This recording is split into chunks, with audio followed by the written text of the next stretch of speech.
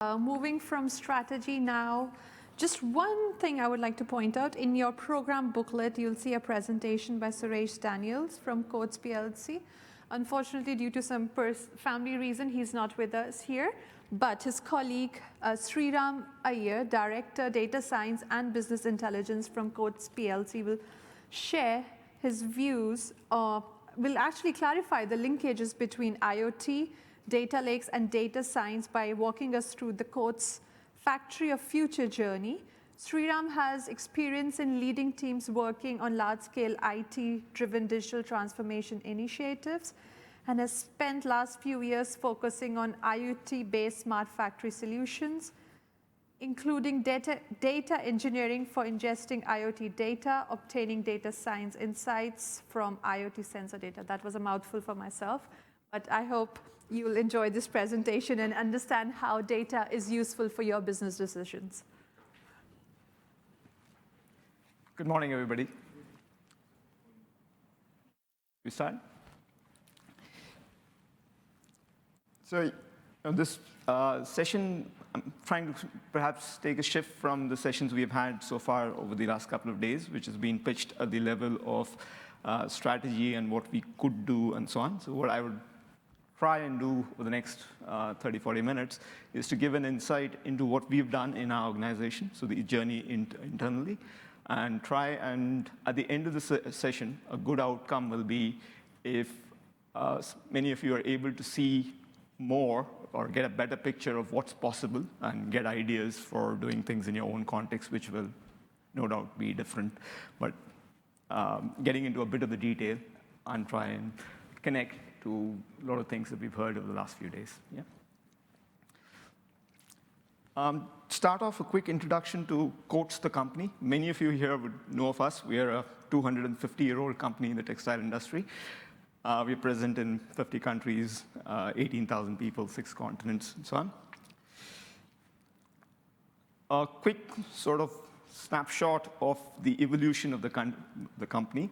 So we are one of the few companies which was part of the process of the Industrial Revolution. So we started in Scotland in 1750. So as we talk about Industry 4.0, we were there when Industry 1.0 was starting to take shape. So it's a long history. Several landmarks. We were one of the first multinational companies in some sense, so people who study organizations and want to understand how multinational organizations evolved start looking at the annals of our history. So if I point out a couple of perhaps interesting time points. So 1912, we were, by market cap, the top 3 companies in the world. So a textile company. So today, if you're looking at market cap, the top 10 companies are all probably digital. So after US Steel and Shell, Coates was the 3rd largest company by market capitalization then. Over the years, the company's evolved and grown. So we came back onto the FTSE 250 in 2017. In 2018, we entered the FTSE for Good, so index for companies which have a focus on sustainability, governance, transparency, and so on. 2018, some key sort of highlights. Perhaps should be published our first sustainability report and making a lot of, we made commitments to, in the sustainability space. And yeah, so a lot of things that we as an industry are facing as pressures and requirements. You can see that sort of reflecting in the evolution of the company. So we've been listening to the industry and shaping ourselves to sort of transforming ourselves in this sense. Our product mix, so I'm not going to be making a pitch of the Coates product suite, but we have a portfolio of products and services, threads and yarn, that's our history. 1 in 5 garments in the planet is held together using Coates thread, so most people in the industry know about us. We have a strong presence in zips. We are the 2nd largest player in the zips market. Trims, so we make a range of interlinings, reflective tapes, loops and fasteners, and so on. Composite is a relatively new area for us. So this is the metal replacement technology, offering innovative lightweight design used in automotive and engineering applications where you need structural components at low cost. So this is an exciting area for us. And Coats Digital has been an area that we have been focusing on over the last few years. So this is a suite of solutions. We have two suites, one suite for brands, and another suite for manufacturers. This covers product lifecycle management, cost management, using artificial intelligence for things like fabric cutting and so on. So the suite is taking shape, and it will continue to be a focus for us. So the portfolio basically has come up from listening to our customers, understanding what their needs are, and offering a comprehensive portfolio that helps our customers do their business better. In terms of financial performance, we are 2018 sales, $1.4 billion. By segments, our apparel and footwear segment is more than $1 billion. Performance materials, a relatively newer segment, about $300 million. Financial metrics are all positive at this point. Profits and cash flow and so on. At the start of this year, we published these targets. We announced these goals for ourselves on sustainability aspects. So these are all targets by 2022 with a 2018 base. So a 40% reduction in water, a 7% reduction in energy usage, zero discharge of hazardous chemicals, social committing to try and become great places to work awards in all our major sites, 25% reduction in waste, and a commitment to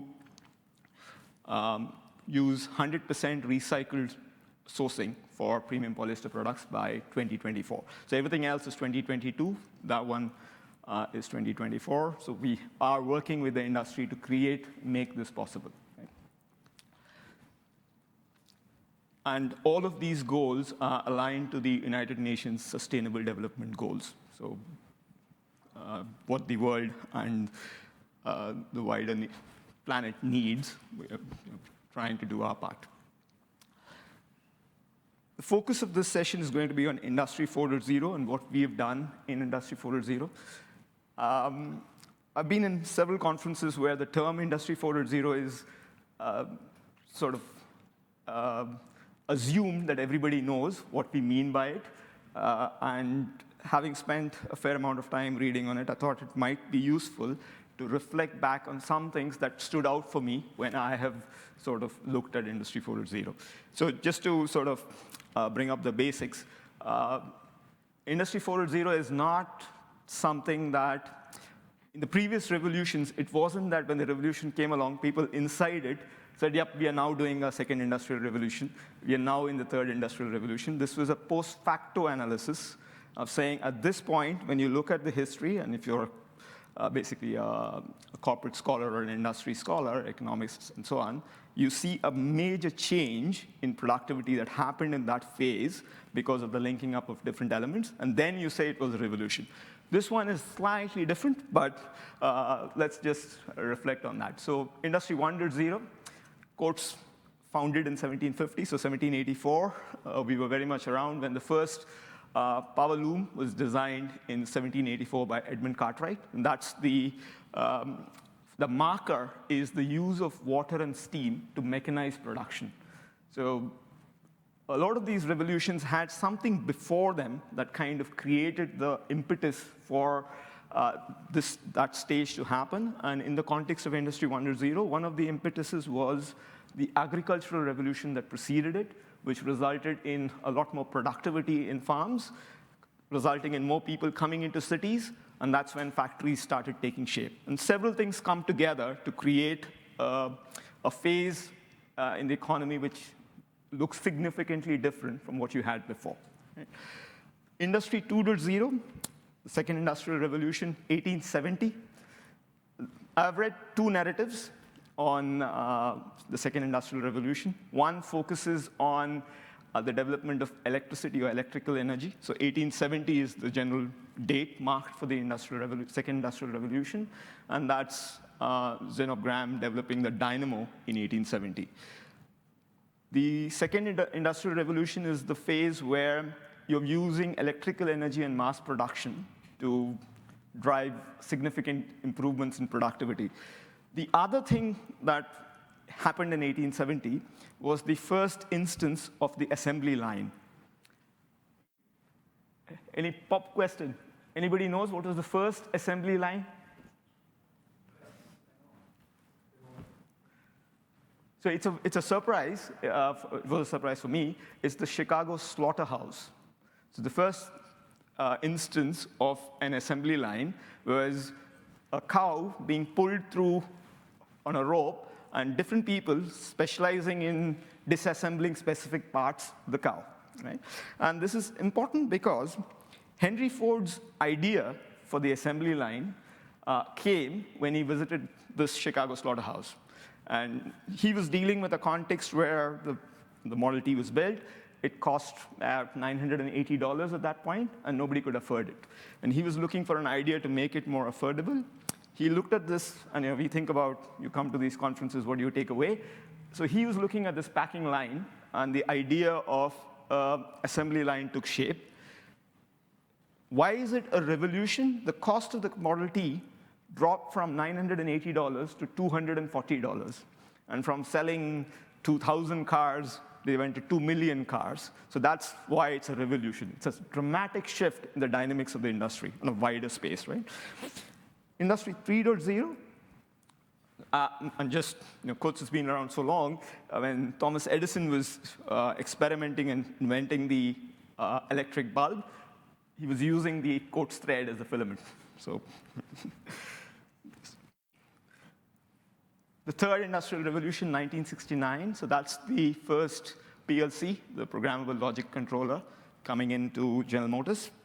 And that's an era where we look at the use of electronics and information technology to automate production. And that creates a marked economic shift in the costs and dynamics of across industries. Now we talk about Industry 4.0, 2014 kind of dates. And the key sort of elements are factories in which machines are augmented with sensors connected to a system that can visualize the entire production line and make decisions on its own. So if economists 50 years from today are going to date this, they're going to be looking for evidence of significant shifts in what an industry is being able to deliver. That will be the proof of the pudding. Right? It cannot be a gradual improvement. It has to be a significant shift. But it is powered by big data and artificial intelligence. And the next sort of couple of minutes is going to be trying to bring this to life, saying, what's it mean? So Industry 4.0 is a term that's been built in Germany. So that's not a spelling mistake. So the TRIE is the German for industry. And one way of understanding the journey of Industry 4.0 is to think of it in phases. So there are 6 stages: computerization, connectivity, visibility, transparency, predictive capacity, and then adaptability. So in a sense, where we in Coates are at this point is in the space between 5 and 6, between the stages of predictive capacity and moving to adaptability. And let me try and bring this to life, saying what our experience has been as we have gone through these phases. But before we look at the details, this is the user experience of what we got out of Industry 4.0 and Internet of Things. So we have these dashboards that give us global visibility, real time to say how our business is doing. We'll have signals saying which areas are perhaps needs managerial attention, and if something is green, then that's going on plan. So we'll come to how that consuming layer gets created. What's the underneath building blocks? So the first 2 phases, but so one way of simplified understanding of IoT is to say you're going to have things that generate data. You'll get insights based on the data generated, and then you need actions based on the insights.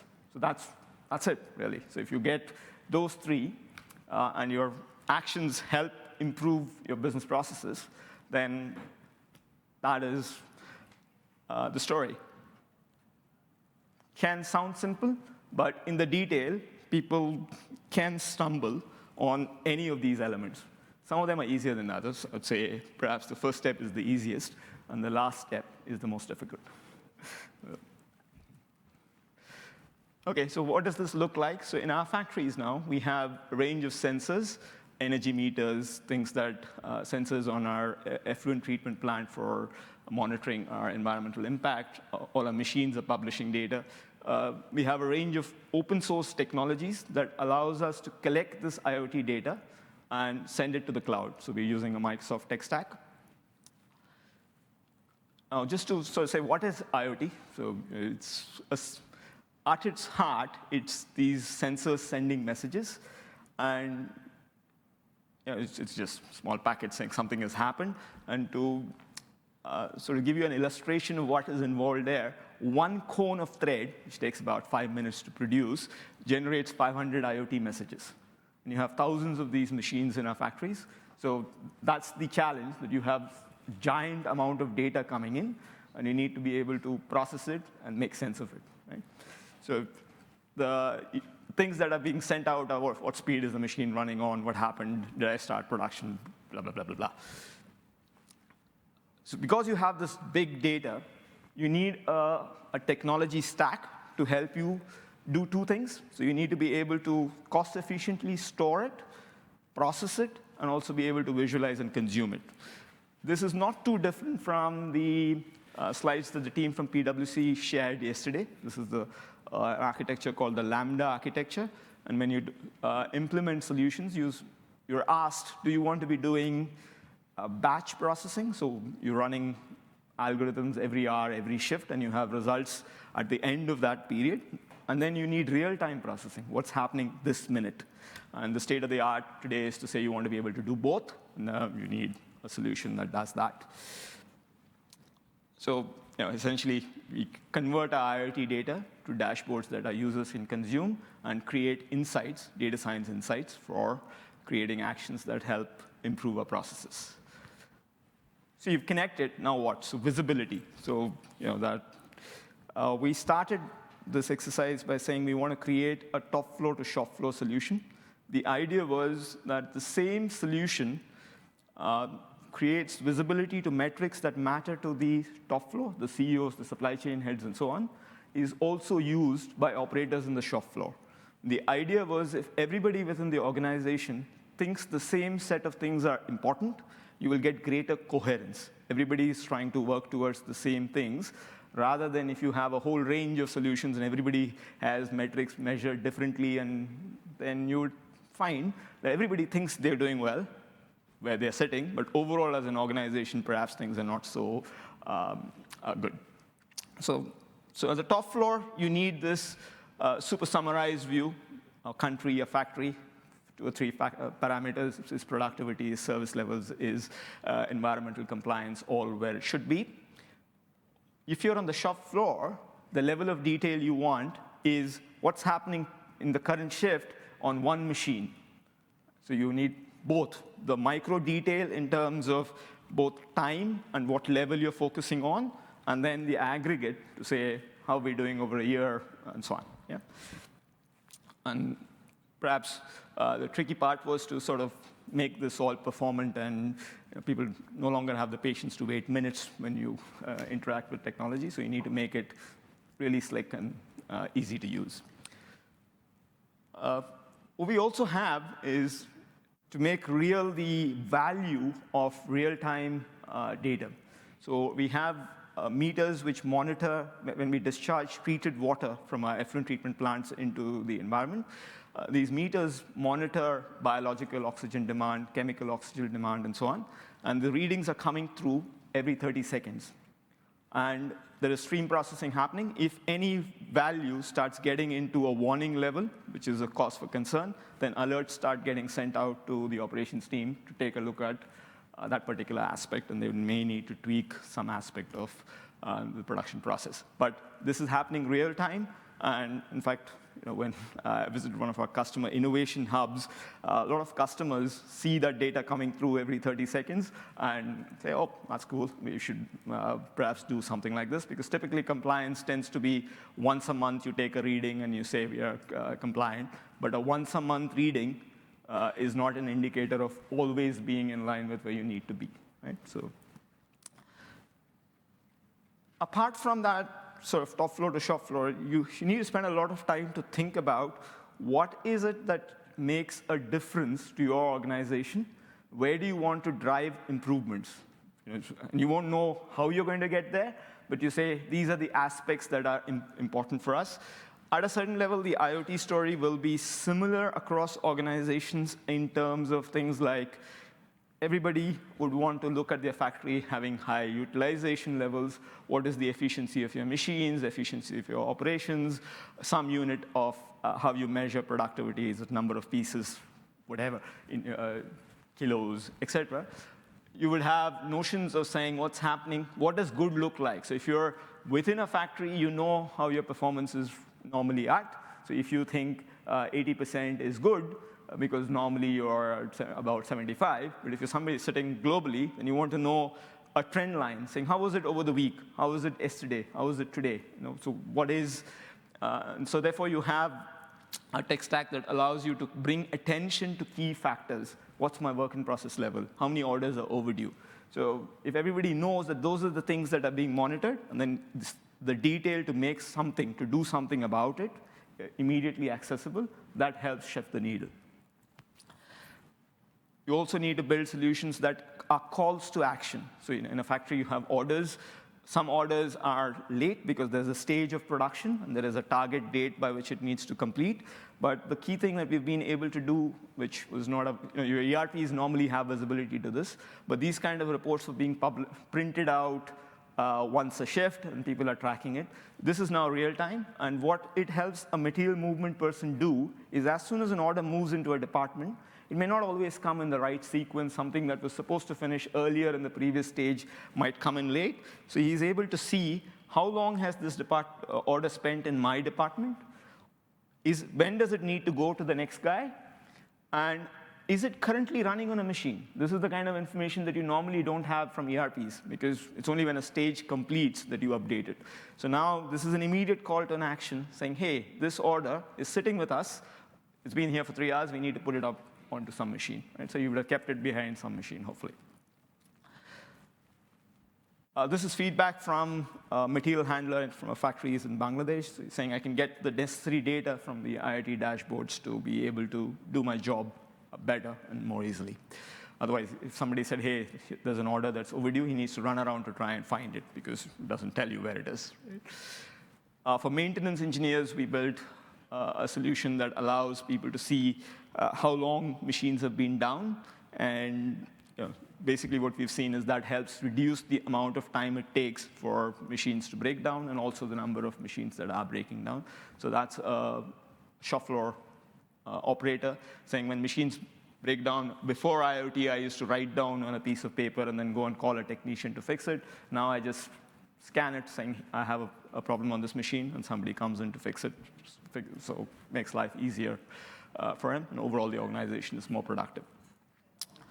For the supervisory staff, there is a sort of a visibility to machine operator-wise productivity measures, saying what's my efficiency in the last 1 hour, what's my utilization level in which part of the factory. So if some section is having a lower utilization level, he's able to call the planning guys and say, hey, looks like my work in process is now just less than a shift. Maybe you need to release more orders of this particular kind of product because the capacity is available, and so on. We do have a lot of automated processes supporting that as well. So these signals go not only to human beings, but also to systems which then respond to the signal that is coming through. So there is a certain expected rate at which events are supposed to happen.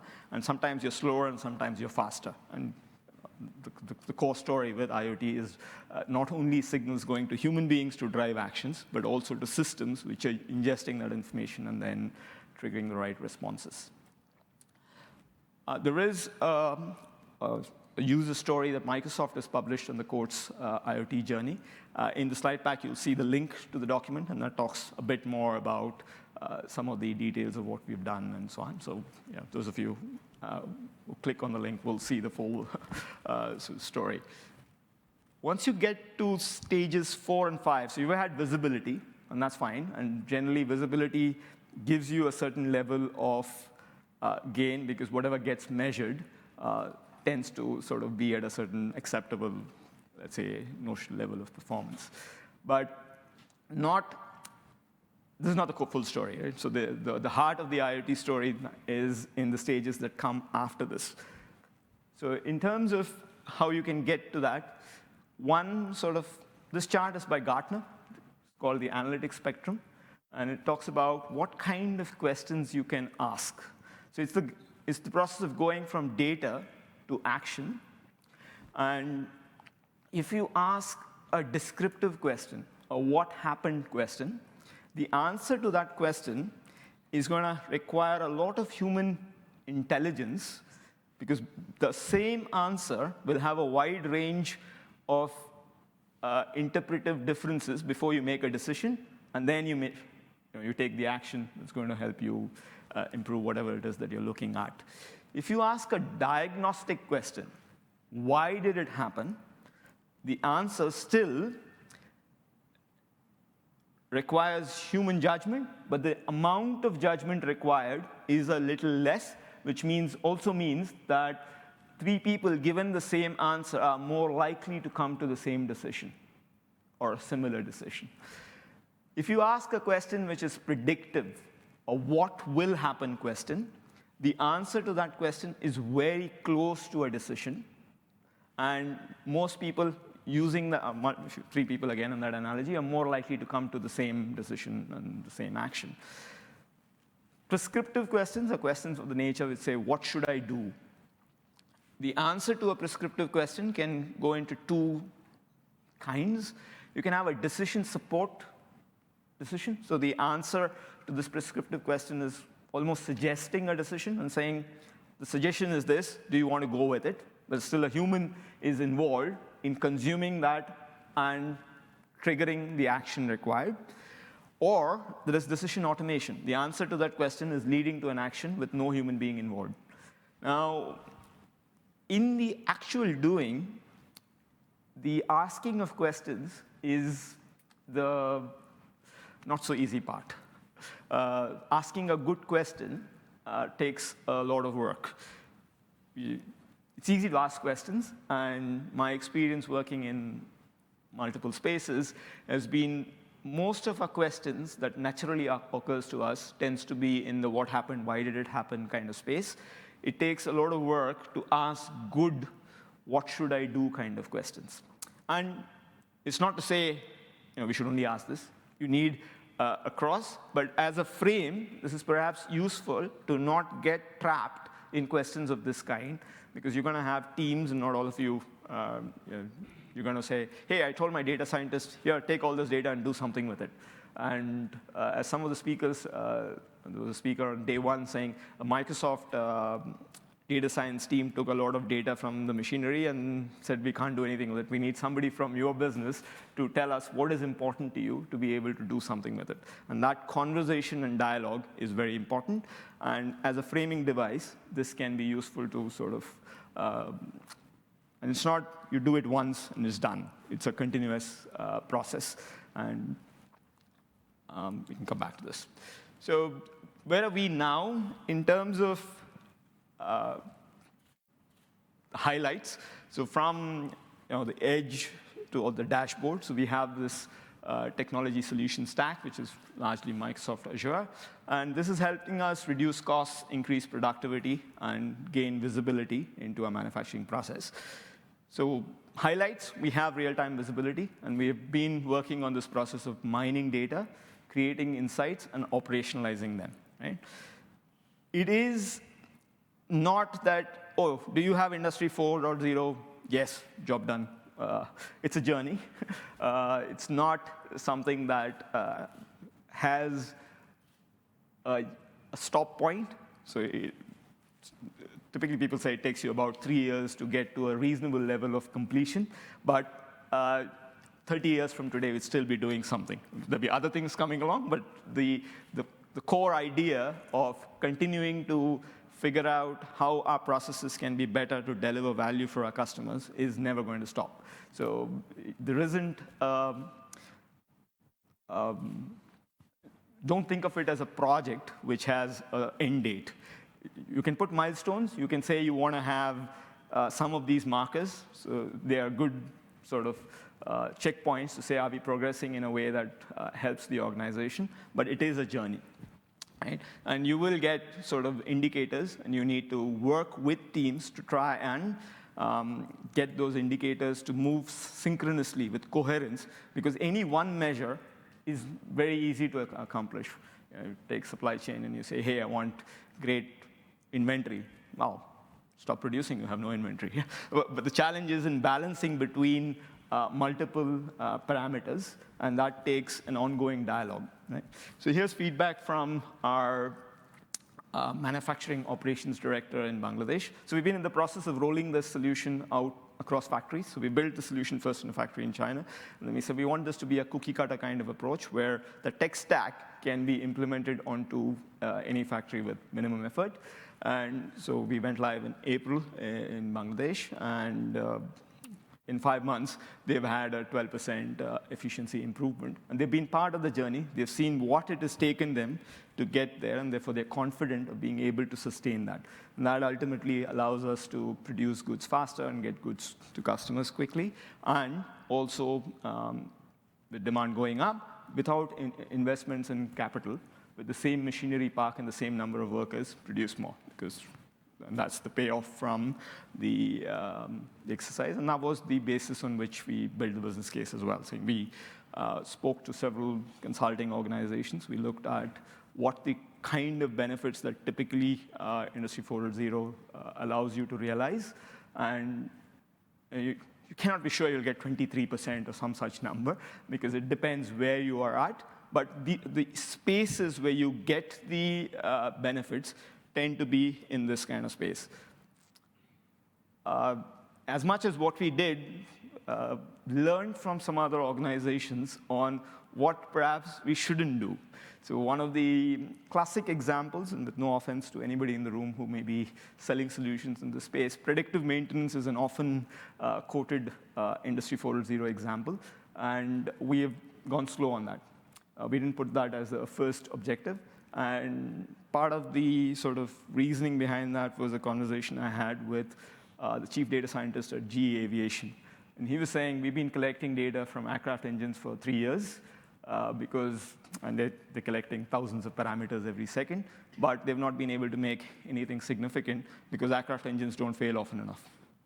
So you need to collect data for a hell of a long time before you're able to make some kind of significant contribution to predicting what you need to do and so on. So yes, you need to assess where you think the needle will move for you as an organization, but you need to be aware of your own context and judge what is it that is likely to result in value in your, the story that works in another company may not be where you need to focus on. And that perhaps comes from what the PwC team was talking about in terms of strategy and differentiated capabilities and what adds value to your customers. That's the difficult part, and that clarity does not come from just hiring the best technology company out there and saying, hey, come and do this thing for me, and voila, you're suddenly transformed. Unlikely to happen. So you need to invest internal resources who know your business well, and if you're not directly involved day-to-day on the project, at the steering level, the key outcomes that you want to focus this initiative on needs that business steer. And that close involvement is not just at the start, it is an ongoing, continuous sort of process. A lot of the Industry 4.0 story talks about this autonomous response, the sort of adaptability layer. And yeah, it is often seen as the holy grail, and perhaps it is, but it's also not something you can start with. It's something you build towards. And we try and sort of bring to life why that is so. But what we're working towards at this point is to do this thing called a real-time feedback loop between sensors. So you have IoT sensors for machines, how fast they're running and what's happening in the machine, from temperature, the ambient temperature, humidity, the energy meters, and so on. So because when you look at how our factories run, when we looked at how operators run machines, we have thousands of products, and on the same product, while there is an industrial engineering standard that says you should be running this at X meters a minute, the operators would say, when we run it faster when the temperature is lower, we've noticed that you can do this because your product quality will remain the same when you get greater productivity. But if the temperature is high, I'm going to lower the speed because we found that that results in more, in our industry, we talk about breaks. You're making thread, and if you have a break, then the operator has to go and tie a knot. It reduces his efficiency, and the customer doesn't like a product that has too many knots on it. So there is trade-offs, and human judgment was getting applied on trying to find this optima. What we're trying to do is saying, how can we continuously optimize, not just push a standard out there that says this is the right answer on an average, that throughout the year, if you run this, you'd be on an average better off, but you're able to respond to all of these multiple dimensions, which says, if I run the machine too fast, I might need more maintenance. So I can't go above this speed, because if I do it, on the operating parameters, that's okay, but you're going to see that you need more expensive spare parts more frequently, and therefore your total cost of running the operation is less efficient. So it is more complex than it might first appear, because the first set of things that you look at when you pick any area, and then you engage in that wider conversation, and then people start telling you, these are all the pluses and minuses. Somebody's going to come and tell you, yeah, you can do that, but if you run it slowly, you might find your energy bill is higher, and therefore overall, so it is these multiple dimensions, and that's why before you go to autonomous, you need to be engaged in that conversation, understand what those signals that you're getting are, and what is it that you want to be, ultimately, put a clever AI algorithm, is only as intelligent as the understanding of the human being who designs that algorithm, right? So if your data science team doesn't know that energy efficiency is an important parameter in this sort of story, then they will create this perfect solution that gives you everything else and puts your energy bills through the roof, right? So it's that you need to monitor these things, build up that data over time, understand those cross linkages, and then work towards this autonomous response, which is nice to have, and it's not a technology challenge to do it.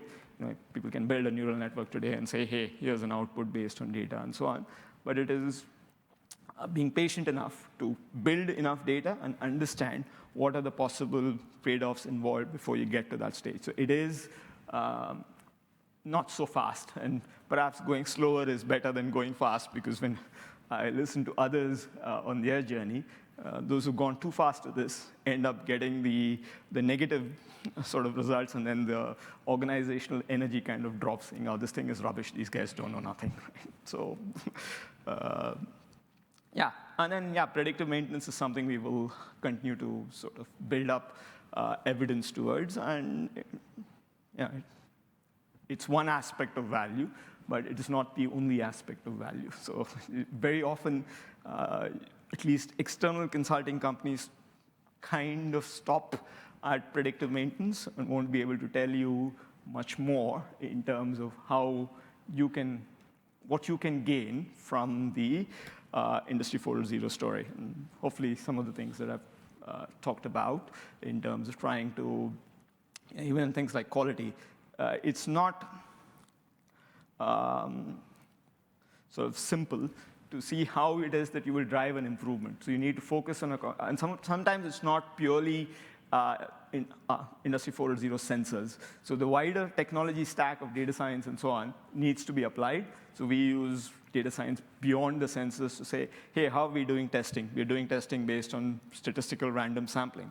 Is that the clever way of doing it? Can we use these sensors to tell us which lots are likely to fail? So we are able to reduce our testing by 90% while being far more effective at identifying the lots that the quality the batches that need to be inspected for quality and so on. So it is a wider story and not always about sensors and so on. So you need to be outcome focused, technology backwards, rather than a hammer searching for a nail, saying, okay, I have IoT sensors, what can I use this for? It's saying, what are the outcomes you want to achieve? Yes, you have a tool stack, but pick the tool that helps you solve the problem, focus on the problem, rather than taking the tool and saying, hey, what can I do with this? Because that will limit you significantly on the impact that you're able to deliver. What does the journey look like? So we see the journey as an ongoing learning opportunity to help us meet our customers' expectations for speed, productivity, innovation, quality, responsibility, and sustainability. So I've been with Coats for 14 years. When I joined the company and I was taken for my induction visit to customers, the story was, hey, if you give us, we place an order on you, and if you ship it to us in a week, that's fine. That was the expectation because they were working on a 6-month cycle. Today, people's expectations on speed have changed radically, right? So we have an investment in Twine, and we're seeing that the batch of one, the near real-time response, and so on, are requirements in the industry. And since we service a range of customers across all positions that players are taking, we need to find the balance on how best to service customers on the different mix of needs that everybody has. So we can't look at our customer as one, saying everybody has the same need. Everybody has different needs, and we are trying to shape ourselves to be able to respond to this mix of requirements. So sustainability is a requirement. It is not, as some of you have pointed out, it's not always the cheapest way of doing things in the short term. You need to make commitments to delivering on things that you believe are important and essential to your long-term success. And hopefully the economics will take care of itself in the medium to long term, but in the short term, you may be making that investment without 100% confidence on exactly how you're going to get returns. And that's going to be true across this journey, that you will not have. So I saw in the morning survey that economics was the #1 concern that this group had. And the reality is that every time you have this conversation in any organization, there will never be 5 people standing up, senior people saying, I'm 100% sure if we do this, we're going to get a 5x return in 2 years or whatever. That clarity is unlikely. So it is, at the same time, should you jump saying, oh, everybody else is doing well with this, should we just throw in a few $1 million and see what happens? Chances are you won't succeed that way as well. So there's a balance to it, but there is an element of a leap of faith at a particular point in time when the shape of what you're trying to do starts taking shape, but it'll still be fuzzy. And then, as the lead speaker on day one was saying, the Hugo Boss example, that you start looking for value somewhere, and then you see perhaps somewhere else is where the value is, and you shift there. And that's the nature of this game. You think you will get it somewhere, and then you find the opportunities elsewhere, and you need, I was talking to a few people about the strategy game, and it's like a game of chess. You can have an intention, saying this is the way the game is going to be played, but you've got to adapt to what the situation is on the board. If your opponent makes a different move, then you don't play the original strategy that you had. And it is that kind of reality, that it's not 100% visibility to how you're going to add value, but you need to have some basic markers. There will be a ghost of a doubt saying, oh, this looks like a serious investment. As you can imagine, being a 250-year-old company, we have machines with all kinds of vintages. It's not so easy for us to make this transition because we have 100-year-old companies still in operation. So we had to take that decision, saying, okay, we're not going to connect every machine. What is the majority of our machines? Can we work to try and connect that? Let's get that in the first phase, and then look at the rest later, and so on. So that pragmatism and sort of identifying key value delivery points for every phase. So we work in what we call sprints. So for 3 months, the team says, here's the set of goals we are trying to achieve, and here are the tribe or the task force that's going to try and make it happen. Because in the first sort of experience was, you get these insights, and nothing happens. Insights are great, but it takes a lot of work to convert that insight into benefits realized in the factories. Right? So, yeah, there will be learning opportunities, and it will not be a smooth journey. But hopefully, this session has sort of made it a little easier to sort of visualize what comes on the Industry 4.0 journey for those of you who haven't embarked on it or in early stages of it. Right. Yep.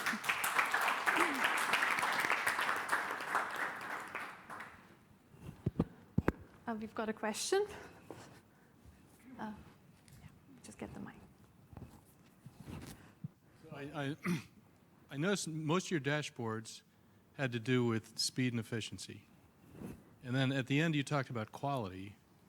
But, I mean, what you sell is a quality yarn that's within a specification as far as breakage and color, end of the day.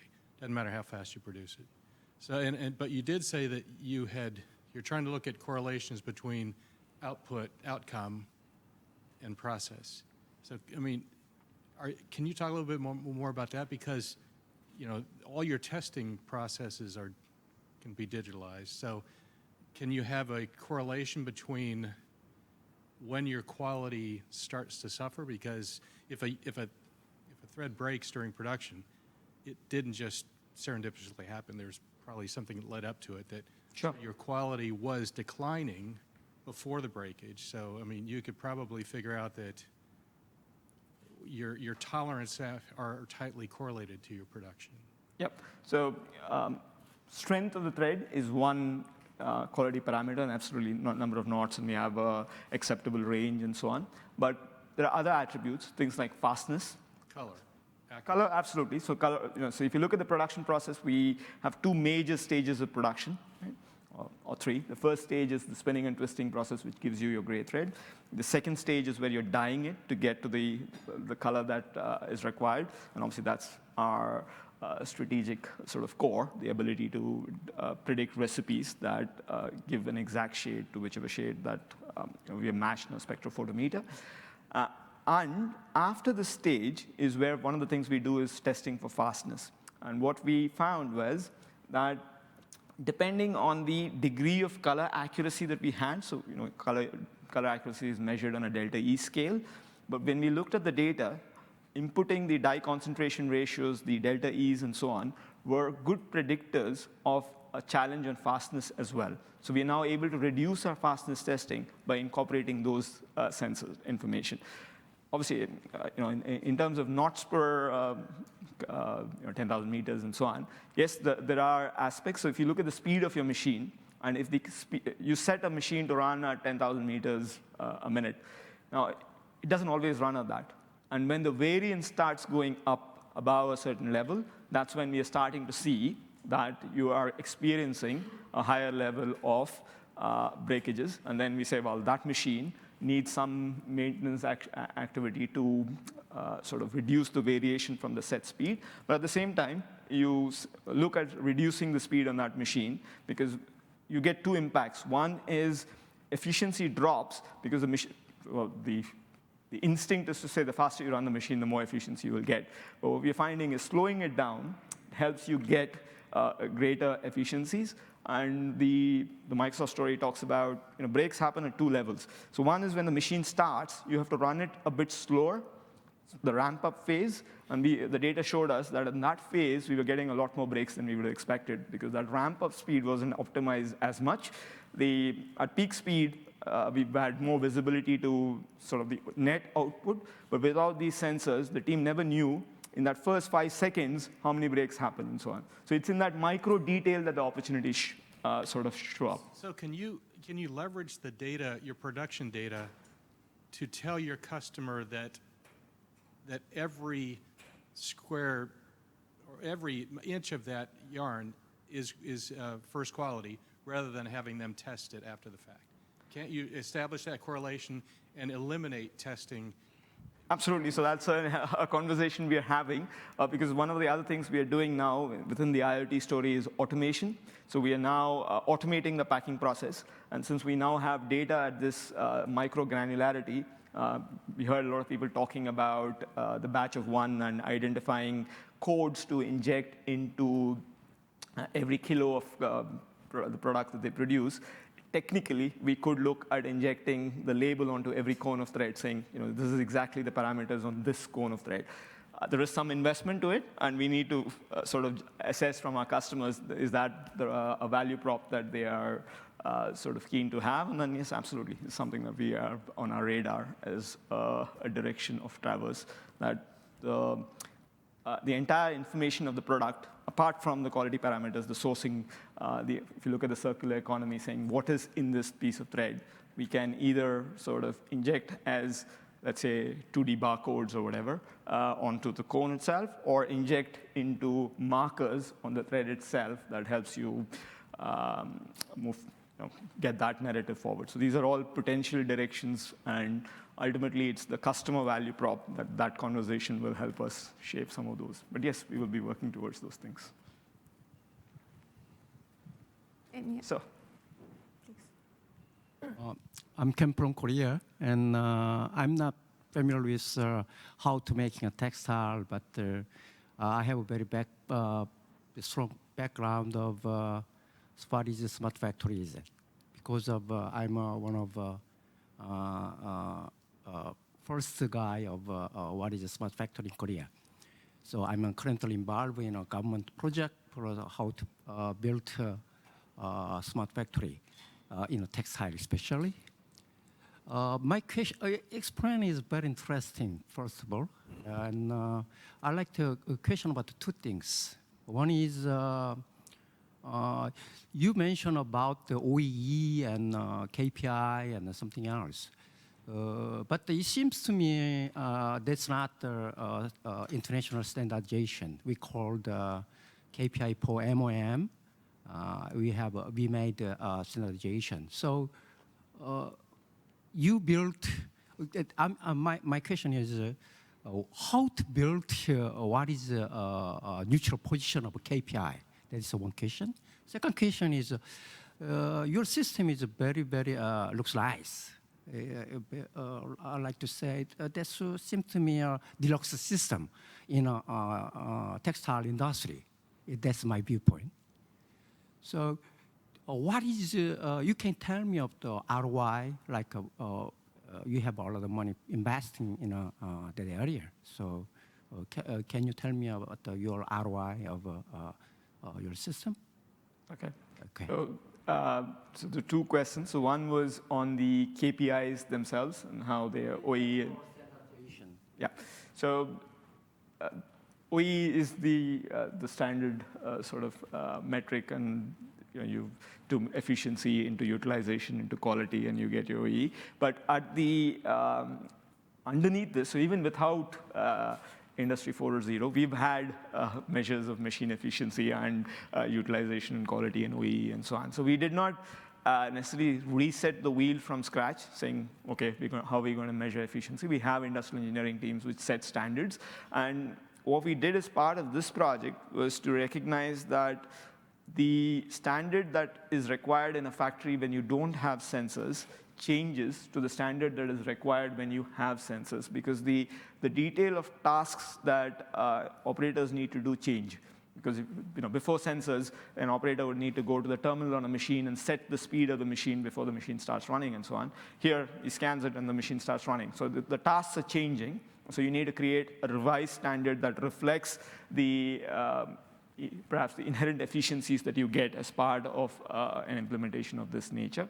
And then, yeah, you continuously monitor it to see if you're getting better. And in the micro detail, you will find questions around an operator is on a break. Is that to be used as an impact on utilization, or should that be seen as an impact on the efficiency of the machine, and so on? And perhaps there are no right answers to those questions, but you agree, saying this is how we should be measuring ourselves at this point in time, and then the metrics start showing you results. My recommendation is we made the rule, okay, for everybody understand what is the meaning of quality, like a quality level. That means we made a formula for everybody understand our same value. Yeah. So that is what we call the standard. Yeah. Okay. So I think I'll show you. We call it is often ISO 22400. That's what we call the KPI for MOM.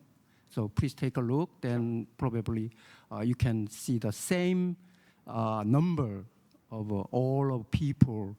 Common view, okay? That's my recommendation. That's we made a standardization, okay? Yeah, absolutely. And it's an important point because we perhaps spent less time explaining how a lot of these things are calculated initially. So we spent time with the managers and supervisors. We didn't necessarily explain to the operators how these things are working and how the calculations are happening and so on. And then we realized that investing that time and getting them to understand really helps, because then they see that screen saying 80% instead of 95, but they understand what is involved and don't think, hey, that's wrong. So yeah, thank you. Absolutely, I'll pick that up. What about the ROI? The ROI, yeah. So like I said, we went into this project with ROI on the leading business case around saying our improvements in efficiency allows us to produce more with the same set of machines and the same number of workers. So that's a CapEx avoidance and an operator efficiency improvement narrative. And we were very confident of having an ROI in 2 years with a 10% improvement in efficiency and a 5% operator efficiency gain. And we have achieved that in the 5 months. So that narrative is holding together, and hopefully we'll get a lot more, because you don't want to invest just to get back your money. 2 years ROI. Yeah. Oh, you are a patient guy. In Korea, cannot stand. At least, maybe 6 months or. Yeah, so the narrative is also that tech stack does not only on the Industry 4.0, but it also sort of is the enabler for investments in things like robotic process automation and various other things, also run off this data science, data lake kind of engine. And all of those things are also starting to deliver benefits. So depending on how you define, if you ship goods to customers faster, yeah, it's something that your customers appreciate. But how do you translate that into how many dollars of increased sales that you got, or the improved margins that you were able to sustain was because you were able to do that? Those linkages are never 100% mathematically perfect, right? So you have, when you get into these conversations, what you will hear from your teams is things like, I don't know how much increased sales I'll get if you ship faster, but if you don't ship reliably and don't ship faster, we're going to lose business, right? So it's at a certain level, this has always been the story in technology investments in general, that yes, there is a multiplier effect in being able to get better than competition, so get higher rents and margins in the economy, but not doing technology can throw you out of business, because it becomes not a delight factor, but the minimum expectations from customers are always moving. So what was brilliant some years back, if you don't deliver now, you're ridiculously poor. So that movement of expectations is something to keep in mind. But yeah, the questions are fair, and unfortunately, the answers for all of us tends to be complex. Okay, thank you. We have another question.